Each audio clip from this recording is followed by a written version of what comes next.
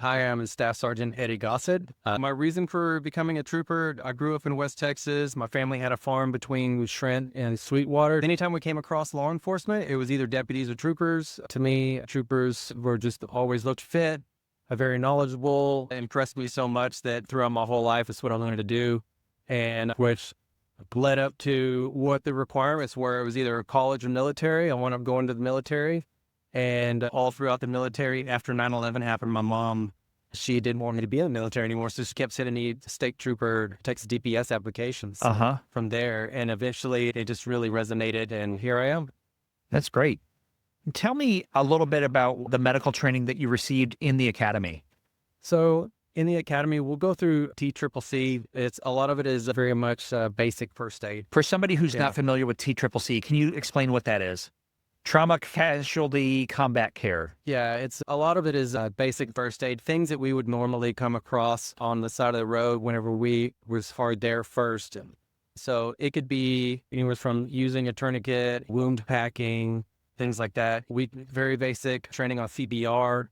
And some of us carry around AEDs. Most troopers don't. I really like the AEDs, so I'll volunteer to have one. I always keep one with me no matter what. Okay.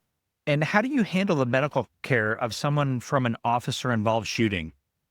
So the question is, imagine you had to deploy your weapon and unfortunately shoot somebody.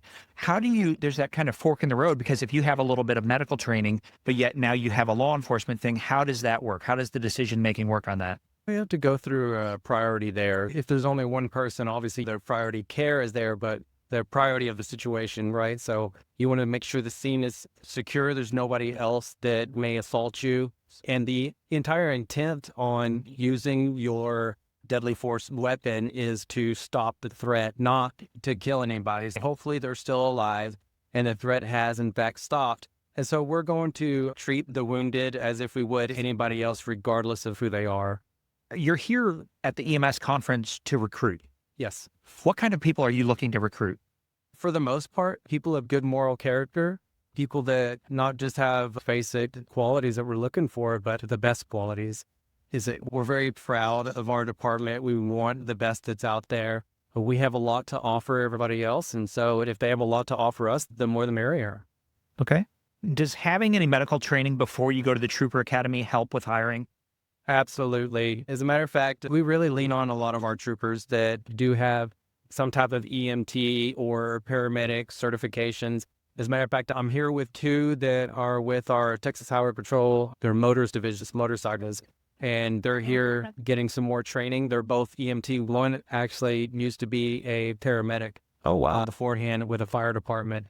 And so whenever you have those, we always accept the extra certificates. It's just not just any certificate. It's an extra skill as well that helps us out. You mentioned it a little bit, but what kind of medical gear do you carry?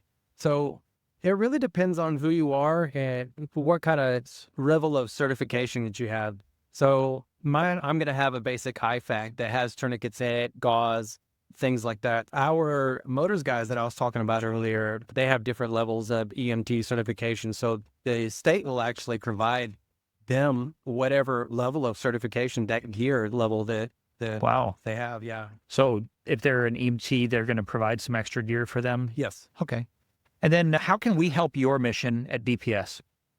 You're over here at the EMTS Academy. And advocating for those that want to go into emergency management. Maybe they start getting a taste of medical and genuinely helping people out, spreading the word that, hey, we're here as state troopers genuinely wanting to help people out in all capacities. And a lot of times we're there as the first responders. We're the first ones there. Sometimes the second one's there helping out mass casualties and doing more than just standing around and securing a scene. Spreading the word would be the biggest thing. Absolutely. And is there anything that you want to share about recruitment that I haven't asked you? So basic requirements would be on the law enforcement side, 21 years of age. If they come in, they're 17, 18 years old, and they're trying to get some other education, definitely medical is a great way to go with that. After they get their 60 hours, then they can apply. If they don't want to go to college and they want to, hey, this isn't for me, advocate, join the military, and at least 2 years of active duty doing that or 6 years of reserve. Then they can come over and make sure, hey, stay out of trouble.